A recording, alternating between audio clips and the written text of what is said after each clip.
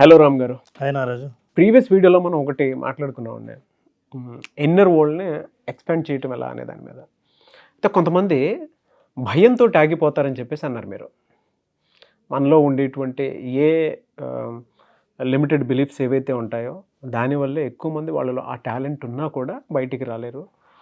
అర్హత ఉంటుంది, స్థాయి ఉంటుంది, కానీ ఆ పక్కనోడికి మాత్రం తెలిసినంత బాగా వీళ్ళకి తెలియదు. తెలిసినా అక్కడ దాకా వెళ్ళారు. ఏం ఎక్కువగా ఆపుతూ ఉంటుందండి వాళ్ళని? తాకట్టులో ఉన్న బంగారాన్ని విడిపించి ఆ రోజు ఆన్లైన్ రేటుకే మేము కొంటాం. Sharma gold company. నారాజు, మార్పు మాట్లాడుకోవడానికి చాలా అందంగా ఉంటుంది. ప్రతి మనిషి తన జీవితంలో మార్పు కావాలని కోరుకుంటాడు. అందరికీ స్వర్గం కావాలి, కానీ చచ్చిపోవడానికి ఎంతమంది సిద్ధపడతారు? మార్పు అందరికి కావాలి, కానీ సాహసం ఎంతమంది చేస్తారు?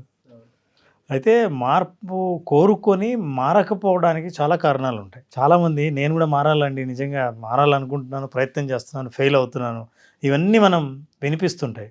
కానీ వాళ్ళు ఎప్పుడు ప్రశ్నించుకోరు ఎందుకు మారలేకపోతున్నాం అని. మొట్టమొదటి కారణం ఏంటంటే ల్యాక్ ఆఫ్ క్లారిటీ. అసలు నేను ఏం మారాలి, ఎందుకు మారాలి, ఈ రెండు ప్రశ్నలకు సమాధానం లేకపోతే జీవితాంతం ఈ మాట వాడుతూనే ఉంటాడు, నేను మారాలి అని. ఎందుకంటే ప్రపంచం మారుతుంది, అందరూ మారాలంటున్నారు, నేను కూడా మారాలనుకుంటున్నాను, కానీ ఏం మారాలో ఎందుకు మారాలో తెలియదు. ఈ ల్యాక్ ఆఫ్ క్లారిటీ వల్ల కూడా మనిషి ఆ ఇంటర్నల్ వరల్డ్ని ఎక్స్ప్లోర్ చేయలేరు, చేంజ్ అనేది రాదు. రెండవది అన్రియలిస్టిక్ ఎక్స్పెక్టేషన్. తను ఏదో సాధించాలని కొన్ని చాలా పెద్దది, తన స్థాయికి మించి ఆ ఎక్స్పెక్టేషన్ పెట్టుకుని ఎక్స్పెక్టేషన్కి తగినట్టుగా స్కిల్స్ డెవలప్ చేసుకోకపోతే ఫ్రస్ట్రేషన్ వస్తుంది. So people will have expectations, కానీ నీ ఎక్స్పెక్టేషన్స్ తగిన ప్రయత్నం చేస్తున్నావా? మార్పు కావాలని కోరుకుంటున్నావు, మార్పు కోసం ఎంత సాహసం చేసావు? ఇవన్నీ చేయకపోతే ఫ్రస్ట్రేషన్ మిగులుతుంది. ఈ ఫ్రస్ట్రేషన్ వల్ల మళ్ళీ మార్పుకు ప్రయత్నాన్ని కూడా మానేస్తాడు, దానివల్ల కూడా మార్పు జరగదు. Internal self talk, internal talk, అందులో నెగిటివ్ సెల్ఫ్ టాక్.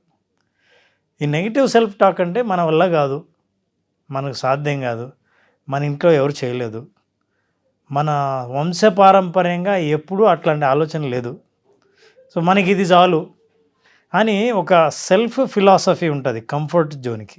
పక్కన వాళ్ళు ఏమనుకుంటారో, బయటోడు ఏమని అంటాడేమో, లేదు మా ఇంట్లో వాళ్ళే నన్ను అడ్డం పెట్టేదన్న 2-3 మాటలు అంటారేమో. ఫియర్ ఆఫ్ ఫెయిల్యూర్ వచ్చేది ఇది. నేను ఏదన్నా ప్రయత్నం చేస్తే ఫెయిల్ అయితే ఆ ఫెయిల్ నుంచి వచ్చే కాన్సిక్వెన్సెస్, ముందే పరిణామాలు ఎక్కువ ఇమాజిన్ చేసుకుని టూ మచ్ ప్రయత్నం చేయకపోవడమే సేఫ్ అని అనుకుంటాను. ప్రతి ప్రయత్నం రిస్క్ కదా అని ఏ ప్రయత్నం చేయకుండా పోతే ఎక్కడ వేసిన గొంగలంటే అదే అక్కడే ఉంటుంది. అంటే మనం ముందుకు వెళ్ళకుండా అక్కడే ఆగిపోతాం. ఆగిపోయినా పర్వాలేదు, కానీ ఇతరులు మనల్ని చూసి నవ్వుకోకూడదు. అంటే ప్రతి ప్రయత్నం నేను ఫెయిల్ అవ్వకుండా పాస్ అవ్వాలి, ఇది అన్రియలిస్టిక్ ఎక్స్పెక్టేషన్.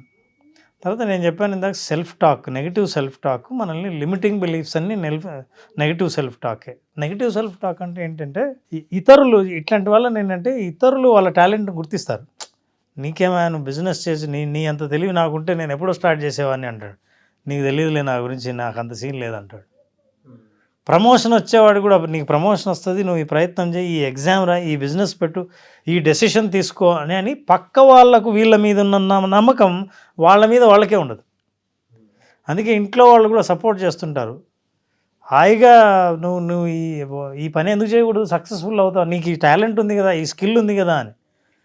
నీకు తెలియదు, అసలు చాలా కాంపిటీషన్ ఉంది, అసలు ప్రపంచంలో నాకంటే ఎక్కువ స్కిల్ ఉన్న వాళ్ళు ఉన్నారు, నువ్వేంటో అనుకుంటున్నావు, అంత ఈజీ కాదు సక్సెస్ అవ్వటం అని తనకు తానే సెల్ఫ్ టాక్తో అయిపోతాడు. This is one reason. Boundary create చేసేసుకొని తాను కన్విన్స్ చేసుకుంటాడు. ప్లస్ బయట వాళ్ళని కన్విన్స్ చేస్తే వాళ్ళ నుంచి ప్రెషర్ తగ్గుతుంది. సో వాళ్ళు కూడా ఎక్స్పెక్ట్ చేయడం ఆపేస్తారు. So you are fine, happy. And comfort zone ఏంటంటే చాలామంది గమనించాలి లేదా, మనకి గవర్నమెంట్ జాబ్ అయితే మంచిదండి, ఏమంటే సేఫ్ అని. ఏంటి సేఫ్? ఉద్యోగం పోదు. అసలు ఎందుకు పోతుంది? పని చేయకపోయినా పోదు. అసలు నువ్వు ఎప్పుడైతే సేఫ్ సెక్యూరిటీ అన్నావో ఆ ఆలోచనలోనే ఇన్సెక్యూరిటీ ఉంది. సో ఈ కంఫర్ట్ జోన్ అని ఎప్పుడు కూర్చుంటారో అందులోనే అన్కంఫర్ట్ అనే ఫీల్ ఉంది లోపల, వాళ్ళకి తెలీదు. సో ఆ కంఫర్ట్ జోన్లో ఉండటం వల్ల కంఫర్ట్ జోన్లో గడ్డి కూడా మొలవదంట. కంఫర్ట్లో ఉన్న వాళ్ళు ఇక ఏమీ గ్రో అవ్వరు. గ్రో అవ్వకపోగా వాళ్ళు ఏమనుకుంటారంటే ఇప్పుడు బాగానే ఉంది కదా, అనవసరంగా మనం ముందుకు వెళ్ళాలా, దీని తర్వాత వచ్చే పరిణామాలను ఫేస్ చేయాలా, అవసరం లేదులే అని అక్కడే ఉంటారు. అయితే ఉంటారు కానీ ఏదో నేను డెవలప్ అవ్వాల్సిన స్థాయి డెవలప్ అవ్వలేకపోతున్నానే అని ఆలోచిస్తుంటారు. సో దీనివల్ల అది పెద్ద కన్ఫ్లిక్ట్ లోపల ఇంటర్నల్గా వాళ్ళు ఒత్తిడిని విపరీతంగా ఎదుర్కొంటుంటారు. లోపలే మళ్ళీ లోపల ఆ ఒత్తిడిని వేరే రకంగా బయటపెడుతుంటారు. అంటే ఆ ఒత్తిడి అవతల వాళ్ళకి తెలియకుండా, ఎందుకంటే ఈ ఒత్తిడిని ఎక్స్ప్రెస్ చేస్తే ప్రయత్నం చేయాలి వాళ్ళు. నీ ఒత్తిడి నుంచి బయటపడాలంటే ప్రయత్నం చేయాలి. తన్ను తాను కన్విన్స్ చేసుకొని ఇది ఒత్తిడి కాదు, ఇది హ్యాపీ లైఫ్, ఇది కంఫర్టబుల్ లైఫ్, సాటిస్ఫైడ్ లైఫ్ అని అనుకున్నారనుకోండి, దే ఆర్ వెరీ హ్యాపీ. ఆ స్ట్రెస్ నుంచి బయటపడతారు. సరే, 2 మార్గాలు స్ట్రెస్ నుంచి బయటపడాలంటే. నేను ఏది సాధించాలని అనుకుని ఒత్తిడి ఎదుర్కొంటున్నానో అది సాధించే ప్రయత్నం చేయడానికి ముందుకు దూకడం, అది రిస్కు. లేదా సాధించాల్సిన అవసరం లేదని నన్ను నేను కన్విన్స్ చేసుకోవటం. ఈ 2 ప్రయత్నాల వల్ల మనిషి ప్రశాంతంగా ఉండగలడు. సో జనరల్గా ఈ లిమిటింగ్ బిలీఫ్స్ ఉన్నవాళ్ళు తనను తానే కన్విన్స్ చేసుకుని, దానికి సెల్ఫ్ ఫుల్ఫిల్లింగ్ ప్రొఫెసీ అంటారు దీన్ని, తనను తాను సమర్థించుకునే ఒక ఫిలాసఫీని బయట డెవలప్ చేసి ఇలా ఉండడమే మంచి, నేను ఇలాగే జీవించాలనుకుంటున్నాను, నేను ఇంతే, ఐఎమ్ హ్యాపీ అబ్బా, నాకు ఇంతకంటే ఏమీ ఆశ లేదు, ఇలాంటి వాళ్ళకి వాళ్ళు చెప్పుకుని ఆనందంగా అక్కడే ఆగిపోతారు. తర్వాత సెల్ఫ్ ఎక్స్ప్లోర్ చేయకపోవడం. అంటే మనల్ని మనం ఎక్స్ప్లోర్ చేయాలంటే, ఇప్పుడు మీరు అంటున్నారు నాకు చాలా టాలెంట్ ఉందని, నాకు చాలా బిజినెస్ పెట్టిన సక్సెస్ అయ్యే నా స్కిల్ ఉందని మీరు అంటున్నారు. అసలు ఉందో లేదో నన్ను ఎక్స్ప్లోర్ చేసుకొని ప్రయత్నం చేయని, చాలా రకాల పద్ధతులు ఉన్నాయి. నన్ను నేను టెస్ట్ చేసుకొని, ఒక ఎక్స్పర్ట్ దగ్గరికి వెళ్ళి నా టాలెంట్ని టెస్ట్ చేసుకొని, నేను ఒక చిన్న ప్రయత్నం చేసి ఇది ఎలా చేయగలనో దీన్ని ఇంకో ఎక్స్పర్ట్ని అడిగి ఫలితాలు ఎట్లున్నాయో కనుక్కుందాం. తన్ను తాను ఎక్స్ప్లోర్ చేసే ప్రయత్నం చేయకపోవడం. చేస్తే మిగతా వాళ్ళు చెప్పే మాటలు నిజాలా కాదా తనకు తెలుస్తాయి. అది ఆ ప్రయత్నం కూడా ఆపేయడం. సో ఇలాంటివన్నీ ప్రవర్తనల వల్ల మనిషి చేంజ్ కోరుకుంటాడే తప్ప చేంజ్ అవ్వడు. ప్రపంచం మారాలనుకుంటాడే తప్ప తాను మారడు. తను మారాలనంటే ఇతరులు మారితే తనలో మార్పు వస్తుందని అనుకుంటాడే తప్ప నేను మారితే ఇతరులు మారుతారని అనుకోడు. సో ఇవన్నీ ప్రధానమైన కారణాలు. సెల్ఫ్ ఎక్స్ప్లోరేషన్, ఇంటర్నల్ వరల్డ్ని ఎక్స్పాండ్ చేయకపోవడానికి ఇవి కారణాలు.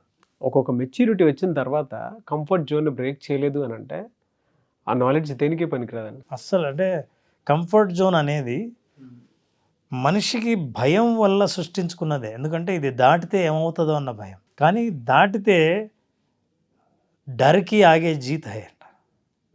భయం ఉంటుంది, భయాన్ని దాటితే విజయం ఉంటుందని. కానీ ఆ భయం లైన్ టచ్ చేయడానికి భయం, ఎందుకంటే అది భయం కాబట్టి. సో దాని నుంచి కొంతమంది, ఫర్ ఎగ్జాంపుల్ చాలామంది నేను చూశాను, ఆపరేషన్ చేయించుకోవడానికి ఆ నొప్పికి భయపడతారు. కానీ ఆపరేషన్ చేయించుకున్న తర్వాత కంఫర్టు, అంటే ఖచ్చితంగా ఆపరేషన్ చేయించుకోమని కాదు, వాళ్ళకి తెలిసినా సరే, కానీ ఆపరేషన్ అప్పుడున్న పెయిన్కి భయపడి 10 ఏళ్ళు బాధ అనుభవిస్తారు తప్ప ఒక్కరోజు ఆపరేషన్ బాధ అనుభవించరు. Exactly life అట్లాంటిదే. నిన్ను నువ్వు ఆపరేట్ చేసుకుంటే నిన్ను కొత్తగా ఆవిష్కరించుకోవచ్చు. ఆపరేషన్ పెయిన్కి, అంటే ఆ నైఫ్ పెయిన్కి భయపడి నువ్వు ఉంటే నీ జీవితాంతం బాధపడడానికైనా సిద్ధమే, కానీ తెలిసిన బాధ, తెలియని బాధకు సిద్ధపడం. అట్లా ఎవరైతే సిద్ధపడతారో, అందుకే ఓ సామెత ఉంది, ఎప్పుడైనా సరే నీ ఒడ్డును వదిలేస్తే తప్ప కొత్త ఐలాండ్స్ నువ్వు కనుక్కోలేవు. కొత్త దీవుల్ని కనుక్కోవాలంటే నీకు కనిపించే ఊరుని నీకు కనిపించనంత దూరం పోతే కొత్త దీవి కనిపిస్తుంది. అట్లా కాకుండా మా ఊరు కనిపించాలి నీళ్ళల్లో, ఇట్లా కొత్త దీవి నేను కనిపెట్టాలి అంటే 2 కనిపిస్తే అందరికీ కనపడతాయి కదా. కానీ నువ్వు ఎప్పుడైతే రిస్క్ తీసుకొని మీ ఊరిని వదిలేసి ఎక్కడికి పోతున్నావో తెలియకుండా వెళ్తే తప్ప నీకు కొత్త దీవి కనపడదు. సో కొత్త దీవుల్ని కనిపెట్టాలంటే మనకు ఒడ్డు కనిపిస్తుంది అన్న సేఫ్టీని వదిలితేనే కొత్త దీవి కనిపెడతావు. ఎక్కడికైనా వెళ్ళొచ్చు, but that is a risk. అప్పుడే నువ్వు ఎక్స్ప్లోర్ చేస్తావు. So this is how you have to explore in our life. మీరు ఇప్పుడు చెప్పిన 2 ఎగ్జాంపుల్స్ ఉన్నాయి కదండి, ఆపరేషన్ ఒకటి, ఈ కొత్త దివిది. దాని బిఫోర్ మీరు మాట్లాడేటప్పుడు నాకు ఒక నేచర్లో ఉండేటువంటి న్యాచురల్ ప్రాసెస్ ఒకటి గుర్తొచ్చిందనమాట. ఎగ్లో ఉండేటువంటి బేబీ తన కంఫర్ట్ జోన్ బ్రేక్ చేసి బయటకు వచ్చినప్పుడు జీవితం ఒకలా చూస్తుంది, లోపల ఉన్నప్పుడు ఆ మెచ్యూరిటీ పీరియడ్ వచ్చేంత వరకు ఒకలా చూస్తుంది. నాకు అది గుర్తొచ్చింది. నేచర్లో రిస్క్ అని అనుకునేటువంటిది నేచరే తెలియకుండా అన్ని కంఫర్ట్ జోన్ చుట్టూ సమకూరుస్తుంది, బట్ ఆ విషయాన్ని గ్రహించలేం. అది నాలెడ్జ్. గుడ్డు బయట నుంచి పగిలితే చావు, లోపల నుంచి పగిలితే జీవితం. అవును. తన పిట్టే పగిలగొట్టుకుంటే తన బయటికి జీవితంలో ప్రపంచంలోకి వస్తుంది. మనం పగల కొడితే ఆమ్లెట్ అవుతుంది. సో నువ్వు ఇంటర్నల్గా నువ్వు ఎక్స్ప్లోర్ చేసుకుంటే నీకు జీవితం. బయట ప్రపంచమే నిన్ను ఎక్స్ప్లోర్ చేసే పరిస్థితి వస్తే అప్పటికి నీకేముండదు. అవును. సో నారాజు, ఎవరైనా సరే చాలామందికి అనిపిస్తుంది నిజంగా నాకు పొటెన్షియల్ ఉందా, నేను ఎట్లా ట్రై చేసుకోవాలి అని. ఐ కెన్ సజెస్ట్ ఇట్లా చేసుకోవాలనుకున్న వాళ్ళు, అంటే ఎవరైనా సరే వాళ్ళ మీద వాళ్ళు ప్రయోగం చేసి నిజంగా నాకు ఎంతవరకు ధైర్యం ఉంది, నన్ను నేను ఎంతవరకు ఎక్స్ప్లోర్ చేసుకోగలను అని అనుమానం ఉన్నవాళ్ళు ఒక 2 ప్రయత్నాలు చేయొచ్చు. ఏంటి సార్ అవి? నెంబర్ 1 వీక్ మీరు ఒంటరిగా ప్రయాణం చేయండి.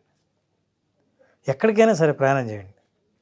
మీ అనుభవాలన్నీ జర్నల్ చేయండి. మీ అనుభవాలు ఎట్లా ఉన్నారు, వ్యక్తుల మనస్తత్వాలు, ఎవరు మీతో ఎట్లా ప్రవర్తించారు, మీరు ఎలా మాట్లాడగలిగారు, మీ అనుభవాలన్నీ జర్నల్ చేసి ఈ 1 వీక్ మీరు ఒంటరిగా మేనేజ్ చేసుకోగలుగుతున్నారా? ఎందుకంటే ఈ సెల్ఫ్ ఎక్స్ప్లోరేషన్ చేయలేని వాళ్ళు ఎప్పుడూ ఎవరో ఒకరు తోడు కోరుకుంటారు, ఒక సెక్యూరిటీ కోరుకుంటారు. అలా కాకుండా ఒంటరిగా చేయాలి. అది మిమ్మల్ని మీరు ఎక్స్ప్లోర్ చేయడానికి. యాక్చువల్ చాలా విషయాలు ఇవి చేసిన తర్వాత వాళ్ళే అరే నా గురించి నాకు ఇన్ని విషయాలు తెలిసాయని అంటారు. రెండవది, వీళ్ళకి సోషల్ ఫోబియా ఉంటుంది. అంటే ఇంతగా అనుకున్నామని సోషల్ అప్రూవల్ కోసం అని, ఇతరులు ఏమనుకుంటారో, వాళ్ళు యాక్సెప్ట్ చేస్తారో లేదో, వాళ్ళు మనల్ని ఏం కామెంట్ చేస్తారో అని ఆ సోషల్ అప్రూవల్ కోసం ఎదురు చూస్తూ ఉంటారు. కాబట్టి వీళ్ళు ఏం చేయొచ్చు అంటే వారంలో కనీసం 2 4 వారాల పాటు, అంటే 8 మందిని కొత్త వాళ్ళని పరిచయం చేసుకొని 5 నిమిషాల పాటు మాట్లాడాలి. మీరు వాళ్ళని ఎంగేజ్ చేసుకోవాలి. వాళ్ళు మీ ఆఫీసులో వాళ్ళు అయి ఉండకూడదు, మీ వృత్తిలో మీకు తెలిసిన వాళ్ళు అయి ఉండకూడదు. కొత్త వాళ్ళని మిమ్మల్ని మీకు మీరే పరిచయం చేసుకుని వారానికి 2 4 వారాల పాటు 8 మందిని పరిచయం చేసుకుని మాట్లాడండి. అప్పుడు మీకు తెలుస్తుంది మీరు మాట్లాడుతున్నప్పుడు మీ గురించి ఏం చెప్పాలి, ఎలా పరిచయం చేసుకోవాలి. ఇప్పుడు ఆలోచన చేయడం మొదలు పెడతారు. మిమ్మల్ని మీరు ఎలా ప్రజెంట్ చేసుకోవాలి, అవతల వాళ్ళు అడిగిన ప్రశ్నకు సాటిస్ఫైడ్ ఆన్సర్ ఎలా చెప్పాలి, మిమ్మల్ని మీరు ఎక్స్ప్లోర్ చేసుకోవడం మొదలు పెడతారు. మీ స్కిల్ ఏంటో తెలుస్తాయి, మీ కాంపిటెన్స్ ఎంతో తెలుస్తుంది, మీకు ఎంత తెలుసో ఎంత తెలియదో తెలుస్తుంది. సో సెల్ఫ్ ఎక్స్ప్లోరేషన్ చేయడానికి number 1 solo travel, number 2 breaking social approval. ఏమనుకుంటారో కాకుండా వెళ్ళి మాట్లాడడం. ఫర్ ఎగ్జాంపుల్ పబ్లిక్గానే ఎవరినైనా ఏదైనా ఒక మంచి పని చేయడం చూస్తే నేరుగా వెళ్ళి మిమ్మల్ని మీరు పరిచయం చేసుకునేవండి, మీరు పలానా మంచి పని చేశారు, మీరు వేదిక మీద బాగా మాట్లాడారు, నాకు బాగా నచ్చింది అని చెప్పడానికి మీరు అట్లాంటి వాళ్ళని పరిచయం చేసుకుని మాట్లాడండి. ఏ వయసు వాళ్ళనైనా సరే మాట్లాడడం వల్ల మిమ్మల్ని మీరు ఆవిష్కరించుకుంటారు. Internal and social phobia 2 break అవుతాయి సార్. తప్పకుండా. అవును. చాలామంది జ్ఞానం వచ్చిన వాళ్ళు ఉన్న చోటును వదిలి ప్రయాణం బయటికి చేసిన వాళ్ళే. అది ఎవరైనా కావచ్చు, స్వామి శంకరాచార్య కావచ్చు, బుద్ధ భగవానుడు కావచ్చు, ఎవరైనా సరే ట్రావెల్లో నేర్చుకున్న వాళ్ళే. గ్రేట్ ఎక్స్ప్లెనేషన్ అండి. Thank you so much Ram గారు. Thank you Naraj. సార్ మళ్ళీ క్లాస్ ఎప్పుడంటే అవకాశం ఉంటుందండి, basic visualisation class? February 6th నా క్లాస్ స్టార్ట్ చేస్తున్నాను, బేసిక్ విజువలైజేషన్. సో బేసిక్ విజువలైజేషన్లో అసలు మనిషి ప్రశాంతతను ఎట్లా సాధించాలి, ఈ ప్రశాంతత నుంచి భవిష్యత్తుని ఎట్లా సృష్టించుకోవాలి అని తెలుసుకోవాల్సిన వాళ్ళు ఉంటే, అసలు నా భవిష్యత్తు ఎట్లా పోతుందో అగమ్యగోచరంగా ఉంది అని అనుకున్న వాళ్ళు ఒక గమ్యాన్ని చూడాలనుకుంటే విజువలైజేషన్ బేసిక్స్ అటెండ్ అవుతాయి.